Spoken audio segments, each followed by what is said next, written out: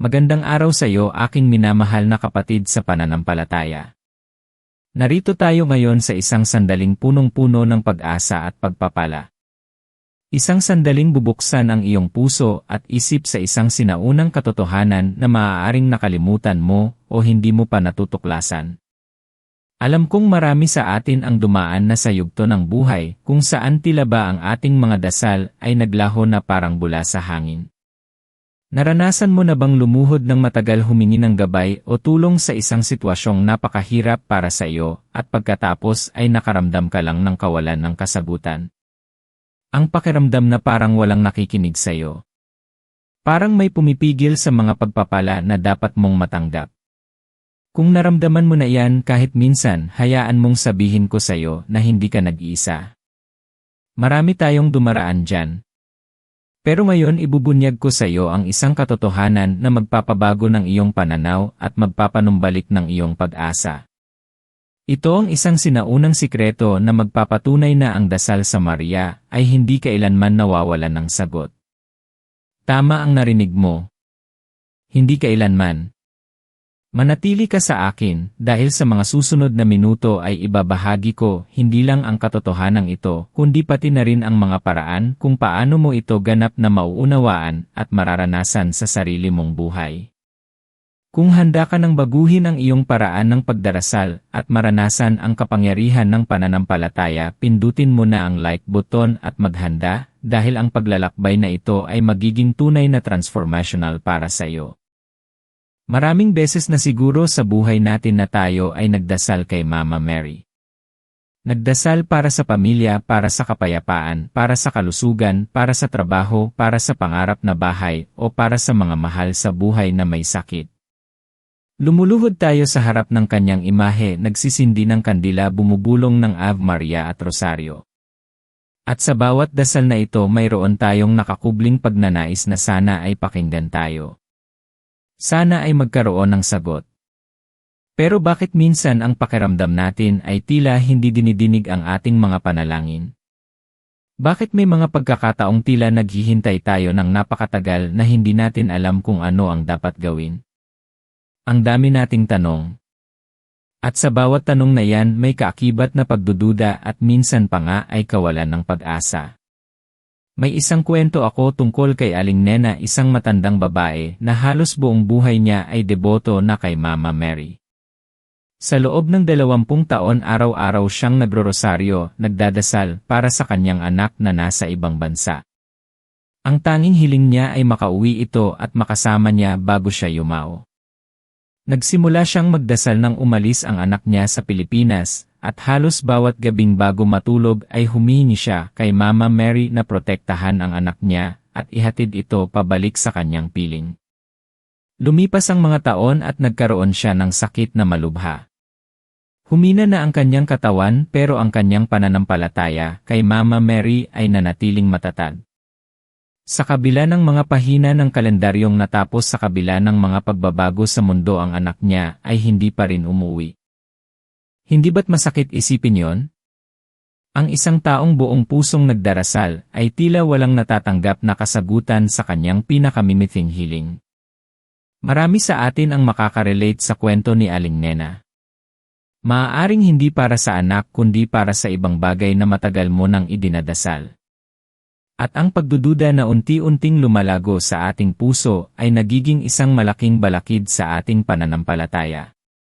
Pero dito ko gustong ibahagi ang unang susi sa sinaunang katotohanan na ito. Ang dasal sa Maria ay hindi kailanman walang sagot dahil ang sagot ay maaaring hindi ang o hindi na inaasahan mo. Ito ay maaaring isang ihintay ka muna, isang may mas maganda akong plano para sa iyo, o dito ka matututo ng isang mahalagang aral. Ang Diyos sa kanyang walang hanggang karunungan at pagmamahal ay nakikita ang kabuuan ng iyong buhay. Nakikita niya ang bawat pahina ng iyong aklat na hindi mo pa nababasa. At alam niya kung ano ang pinakamainam para sa iyo sa bawat sandali. Ang ating mahal na ina bilang ating tagapamagitan ay ipinapaabot ang ating mga hinaing sa kanyang anak na si Jesus. Hindi siya nagpapabaya.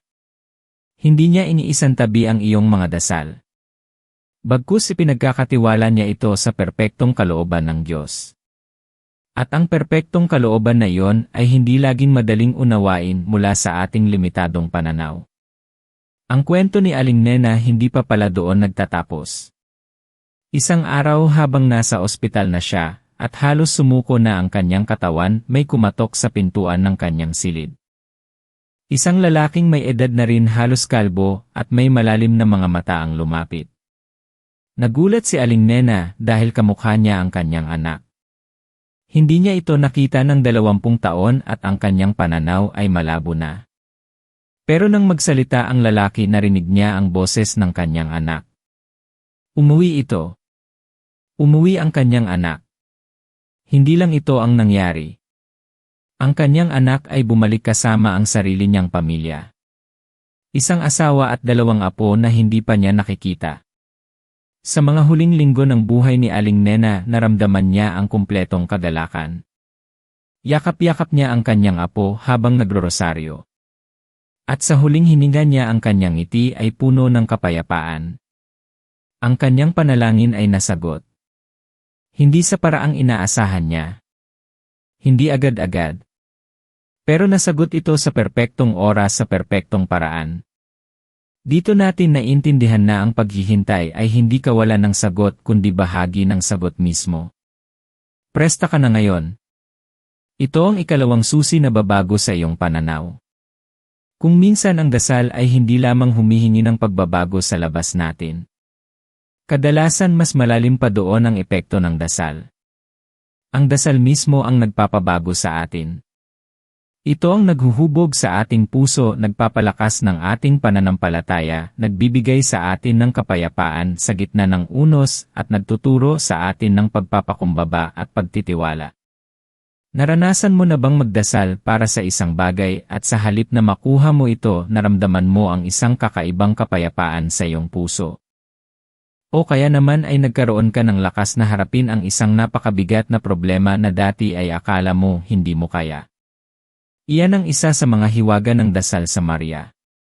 Ang ating mahal na ina bilang isang huwaran ng pagpapakumbaba at pagtitiwala sa Diyos ay ginagabayan tayo upang maging mas katulad niya. Sa bawat Ave Maria na binibigkas natin, hindi lang tayo humihiling kundi tayo rin ay nagiging mas bukas sa kalooban ng Diyos. Isipin mo si Jesus sa hardin ng Getsemani. Nagdasal siya na sana ay ilayo sa kanya ang tasa ng pagdurusa. Isang dasal na napakahirap para sa isang tao na hilingin. Pero sa huli ang kanyang sinabi ay, huwag ang kalooban ko kundi ang iyong kalooban ang mangyari.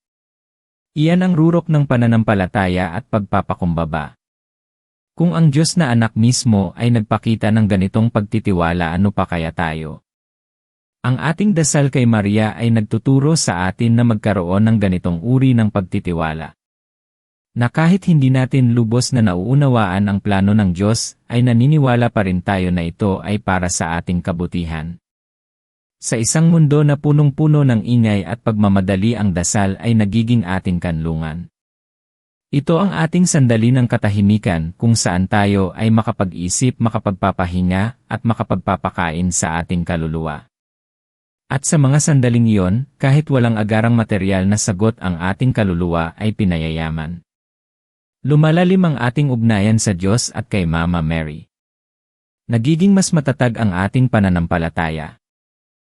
At iyan mismo ay isang napakalaking sagot na hindi matutumbasan ng anumang material na bagay. Mi cuéntanos comentarios de donde vos est asistindo, si esa mensagem est fazendo sentido para o seu coro. Isso me ayuda muito entender nossa familia aqui, criar contedos ainda mais transformadores. Mahalaga sa akin ang iyong bawat salita. Ngayon dumako tayo sa ikatlong sikreto sa likod ng sinaunang katotohanan na ito. Ang dasal sa Maria ay hindi kailanman walang sagot dahil ang mga pagsubok na pinagdadaanan natin habang naghihintay ay bahagi ng ating paghubog. Hindi ito pagpaparusa. Ito ay pagkakataon para sa paglago. Narinig mo na ba ang kasabihang hindi ka magiging matatag kung hindi ka dumaan sa apoy? Ito ay napakatotoo sa ating buhay espiritual. Ang mga panahon ng paghihintay, ang mga sandali ng pagdududa, ang mga gabi na lumuluhod tayo, at pakiramdam natin ay nag-isa tayo, iyan ang mga sandali kung saan tayo ay hinuhubog. Ginagawa tayong mas malakas, mas matalino, mas mapagmahal. Isipin mo ang isang butil ng perlas. Paano ito nabubuo? Sa pamamagitan ng pagpasok ng isang maliit na buhangin sa loob ng talaba. Ang talaba ay hindi agad-agad gumagawa ng perlas. Kinakailangan nitong takpan ang buhangin ng mga patong-patong na nacre sa loob ng mahabang panahon. At sa bawat patong na yon nabubuo ang isang bagay na maganda at mahalaga. Ang iyong paghihintay, ang iyong pagdurusa, ang iyong pagtitiyaga, iyan ang mga patong ng nacre na humuhubog sa iyo upang maging isang perlas sa mata ng Diyos. Ang mahal na birhen sa kanyang buhay ay dumaan din sa mga pagsubok. Naranasan niya ang pagpapakumbaba ng pagkapanganak kay Jesus sa isang sabsaban. Ang takot ng paglipat sa ibang bansa upang iligtas si Jesus mula kay Herodes. Ang matinding sakit ng makita ang kanyang anak na nagdurusa sa krus. Pero sa bawat pagsubok na yon nanatili siyang matatag. Nanatili siyang may pananampalataya. At sa bawat pagsubok na yon, lalong lumalim ang kanyang pagmamahal at pagtitiwala sa kalooban ng Diyos. Iyan ang dahilan kung bakit siya ang ating perpektong modelo. Hindi lang siya nagdarasal para sa atin. Ipinapakita niya sa atin kung paano manatiling matatag sa gitna ng pagsubok.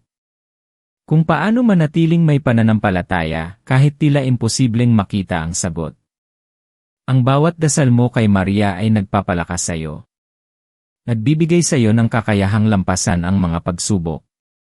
Kaya't kung sa tingin mo ay walang sagot ang iyong dasal, marahil ang sagot mismo ay ang lakas na binibigay sa iyo para patuloy na lumaban. Ang pananampalataya na hindi ka iiwan. Ang kapayapaan na mas mahalaga kaysa sa anumang material na bagay.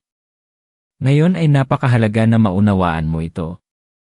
Ang isa sa pinakamalaking pagkakamali natin sa pagdarasal ay ang paglilimita sa Diyos at kay Mama Mary sa kung paano nila dapat sagutin ang ating mga dasal. Gusto natin ng agarang sagot. Gusto natin ang sagot na akma sa ating inaasahan. Pero ang Diyos ay mas malaki kaysa sa ating limitadong pag-isip. Ang kanyang mga plano ay mas matalino kaysa sa ating mga pangarap. Isipin mo ang isang maliit na bata na humihingi ng candy sa kanyang ina. Ang ina na alam ang makabubuti sa kanyang anak ay maaaring hindi agad magbigay ng candy. Maaaring bigyan niya ito ng mas masustansyang pagkain. O kaya naman ay hintayin muna niya ang tamang oras para bigyan ito. Ang kanyang pagtanggi o pagpapahintay ay hindi kawalan ng pagmamahal. Bagkus ito ay tanda ng mas malalim na pagmamahal at pangangalaga. Ganyan din ang ating Ama sa langit at ang ating mahal na ina. Hindi nila tayo bibigyan ng bato kung humingi tayo ng tinapay. Pero minsan ang tinapay na ibibigay nila ay maaaring hindi ang tinapay na inaasahan natin. Maaaring ito ay tinapay na magbibigay sa atin ng mas matinding nutrisyon.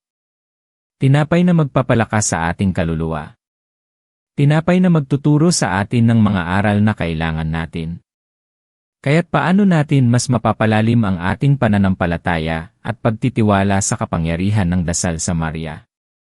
Ang unang hakbang ay ang pagpapaubaya.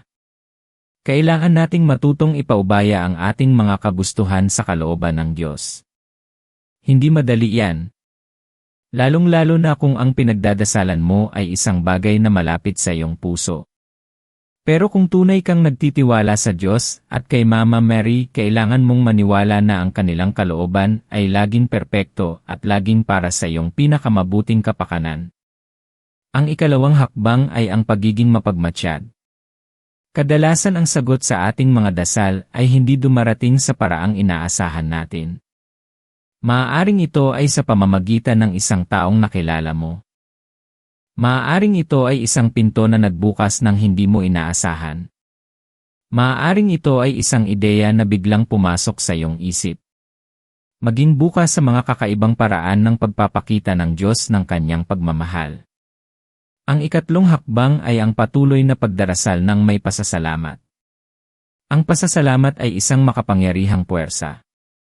Kapag tayo ay nagpapasalamat kahit sa gitna ng pagsubok, nagpapakita tayo ng pananampalataya na ang Diyos ay nasa atin. Nagpapakita tayo ng tiwala na kahit ano pa ang mangyari, ang kanyang kabutihan ay mananatili. Ang pasasalamat ay nagbubukas ng pintuan sa mas maraming pagpapala. Kaya't patuloy kang magdasal. Patuloy kang maniwala. At patuloy kang magpasalamat.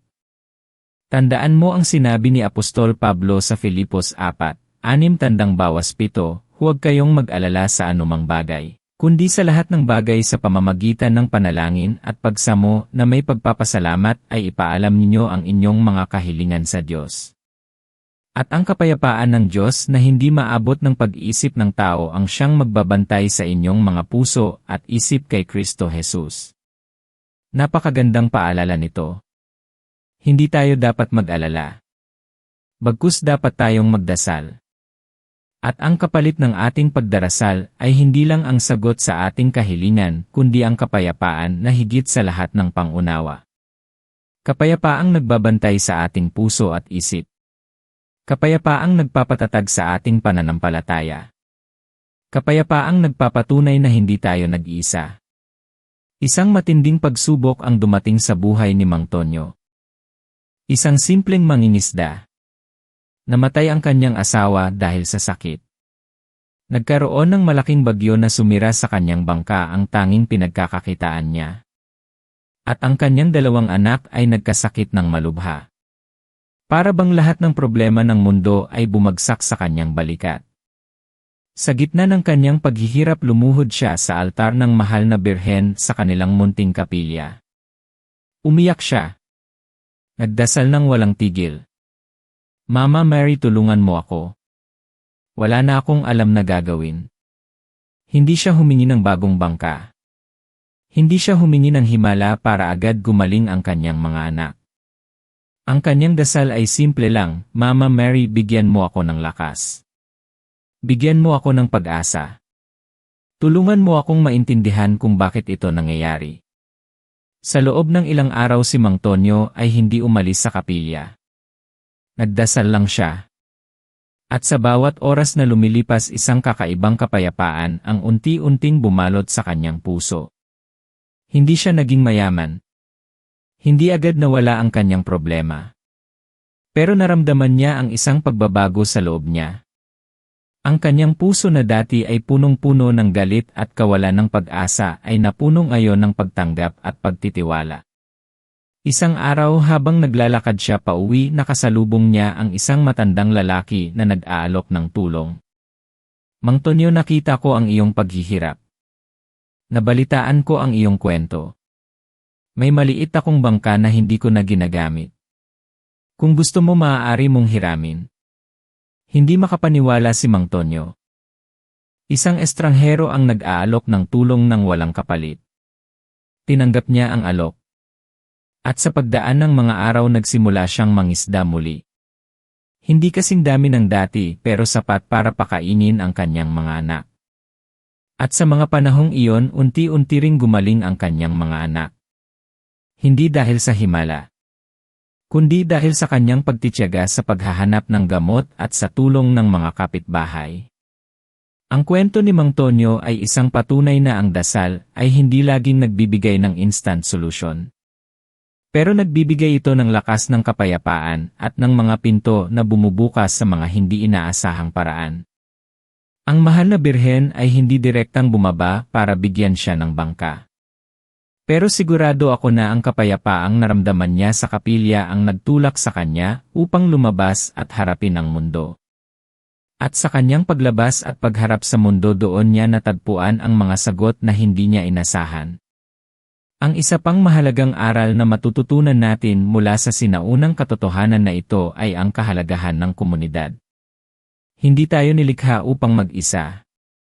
Sa Lumang Tipan nakikita natin kung paano ang mga tao ng Israel ay sama-samang nagdarasal at nakakaranas ng mga himala. Sa Bagong Tipan itinuro sa atin ni Jesus ang kapangyarihan ng pagdarasal ng magkakasama. Kung saan may 2 o 3 na nagtitipon sa kanyang pangalan, nandoon siya sa kanilang piling. Ang mahal na birhen ay isang bahagi ng ating komunidad ng pananampalataya. Hindi lang siya isang simbolo. Siya ay isang ina na nagmamahal sa kanyang mga anak. At bilang ating ina, dinidinig niya ang ating mga hinaing at ipinapaabot sa kanyang anak. Kaya't huwag kang matakot na ibahagi ang iyong mga paghihirap sa iyong komunidad ng pananampalataya. Sa iyong pamilya, sa iyong simbahan, sa iyong mga kaibigan. Minsan ang sagot sa iyong dasal ay dumarating sa pamamagitan ng tulong ng ibang tao. Sa pamamagitan ng kanilang mga payo, ng kanilang mga panalangin, ng kanilang pagmamahal. Ang Diyos ay gumagamit ng mga tao upang sagutin ang ating mga dasal. At ang mahal na birhen sa kanyang kabutihan ay ipinagdarasal tayo upang magkaroon tayo ng lakas at gabay upang mahanap ang mga sagot na iyon. Kaya't sa susunod na lumuhod ka at magdasal kay Mama Mary, alalahanin mo ang mga ito. Una, ang sagot ay maaaring hindi ang o hindi na inaasahan mo, kundi isang perpektong kalooban ng Diyos. Ikalawa, ang dasal ay nagpapabago sa iyo, nagpapalakas ng iyong pananampalataya, at nagbibigay sa iyo ng kapayapaan. Ikatlo, ang mga pagsubok na pinagdadaanan mo habang naghihintay ay bahagi ng iyong paghubog. At pang-apat, huwag mong limitahan ang Diyos sa kung paano niya dapat sagutin ang iyong mga dasal. Maging bukas sa mga hindi inaasahang paraan. Dahil ang dasal sa Maria ay hindi kailanman nawawala ng sagot. Kailangan lang nating matuto kung paano hanapin at unawain ang mga sagot na ito. Kailangan nating palalimin ang ating pananampalataya at tiwala. Alam kong marami sa inyo ang naghahanap ng isang tanda, isang kumpirmasyon na talagang dinidinig ang inyong mga dasal. Maaari kang nakakaramdam ng pagkalito o kaya ay pagkadismaya. Pero narito ako upang sabihin sa iyo na ang iyong paghahanap ay hindi walang saysay. Ang iyong intuisyon, ang iyong pagnanais na maniwala ang nagdala sa iyo dito. At iyan mismo ay isang tanda. Tanda na may mas malalim na katotohanan na naghihintay sa iyo. Ang iyong potensyal ay mas malaki kaysa sa iyong iniisip. Ikaw ay nilikha para sa isang bagay na ekstraordinaryo. Ang iyong kwento ay hindi pa nagtatapos. Ang pinakamabuti sa iyo ay darating pa. Mayroon kang lahat ng kailangan mo sa loob ng iyong sarili. Ang mahal na ina ay kasama mo sa bawat hakbang ng iyong paglalakbay. Hindi ka niya iiwan. Hindi ka niya pababayaan. Ipinagdarasal ka niya. At sa bawat oras na ikaw ay nagdarasal sa kanya, lalo kayong nagiging malapit. Lalo kang nagiging bukas sa mga pagpapala ng Diyos. Kaya't huwag kang sumuko. Patuloy kang manalig. Patuloy kang umasa. Dahil ang iyong pananampalataya ay ang pinakamalaking sandata mo laban sa anumang pagsubok. Ngayon, isasara natin ang ating paglalakbay sa pamamagitan ng isang napakalakas na panalangin. Isang panalangin na hindi lamang humihingi kundi nagpapasalamat din at nagtitiwala sa walang hanggang kabutihan ng Diyos at sa mapagmahal na pamamagitan ng ating mahal na ina. Handa ka na bang sumama sa akin sa panalangin ito? Kung gayon, ilagay mo ang iyong kamay sa iyong puso at isara ang iyong mga mata. Isipin ang lahat ng iyong mga alalahanin at ilagay ang mga ito sa paanan ni Mama Mary. Hayaan mong damhin mo ang kanyang pagmamahal at ang kanyang presensya. Sa ngalan ng Ama, ng Anak at ng Espiritu Santo. Amen. O mahal na Birhen Maria, aming ina, aming tagapamagitan, aming kanlungan. Nagpapakumbaba kami sa iyong paanan ngayon na punong-puno ng pag-asa at pagtitiwala. Nagpapasalamat kami sa iyo sa iyong walang sawang pagmamahal, sa iyong patuloy na pamamagitan at sa iyong pagiging ilaw sa aming buhay. Salamat sa bawat dasal na dininig mo. Salamat sa bawat pagsubok na nagpatatag sa amin. Salamat sa bawat sagot na nagpahubog sa aming kaluluwa, kahit hindi namin ito lubos na naunawaan sa simula. Ngayon, aming mahal na ina, inihahandog namin sa iyo ang aming mga puso, ang aming mga alalahanin at ang aming mga pinakamimithing hiling. Alalayan mo po kami, o ina, na maunawaan na ang iyong pamamagitan ay hindi kailanman nagkukulang. Na ang bawat dasal ay dinidinig. At ang mga sagot ay dumarating sa perpektong oras sa perpektong paraan na itinakda ng iyong anak na si Jesus. Tulungan mo kaming magkaroon ng pananampalataya na kahit sa mga panahong tila walang kasagutan naroon ka pa rin sa aming tabi, ipinagdarasal kami at ginagabayan. Bigyan mo kami ng kapayapaan sa gitna ng paghihintay. Bigyan mo kami ng lakas na harapin ang mga pagsubok. At bigyan mo kami ng karunungan upang makita ang iyong pagmamahal sa bawat aspeto ng aming buhay.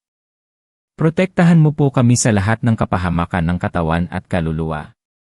Gabayan mo kami patungo sa iyong anak at sa kanyang kaharian. Naway ang aming buhay ay maging patotoo ng iyong kabutihan at ng walang hanggang pag-ibig ng Diyos. Patuloy mo po kaming panatilihing malapit sa iyong puso, mahal na Ina. Ipinagdarasal namin ito sa matamis na pangalan ni Jesus na aming Panginoon at Tagapagligtas. Amen. Ngayon naway ang kapayapaan ng Diyos na higit sa lahat ng pangunawa ay manatili sa iyo at sa iyong buong pamilya. Tandaan mo ang iyong pananampalataya, ang iyong pagtitiwala, ang iyong pagmamahal sa mahal na Birhen ay hindi kailanman magiging walang saysay. Ang bawat dasal mo ay may kapangyarihan. At ang bawat dasal sa Maria ay hindi kailanman nawawalan ng sagot. Kung naramdaman mo ang pagbabago sa iyong puso pagkatapos ng panalangin na ito, at kung handa ka nang yakapin ang bagong pag-unawa na ito sa dasal, huwag kalimutang i-like ang video na ito. Ibahagi mo rin ito sa mga kaibigan at mahal sa buhay na sa tingin mo ay nangangailangan din ng mensaheng ito. At kung hindi ka pa nakapag-subscribe sa ating channel, pindutin mo na ang subscribe button at ang bell icon para lagi kang updated sa ating mga susunod pang transformative na video. Dahil dito sa ating komunidad tayo ay patuloy na magtutulungan, magpapalakas ng loob at magpapalalim ng ating pananampalataya. Maraming salamat sa iyong oras at sa iyong buong pusong pakikinig. Hanggang sa muli, naway pagpalain ka ng Diyos sa bawat araw ng iyong buhay. Paalam po.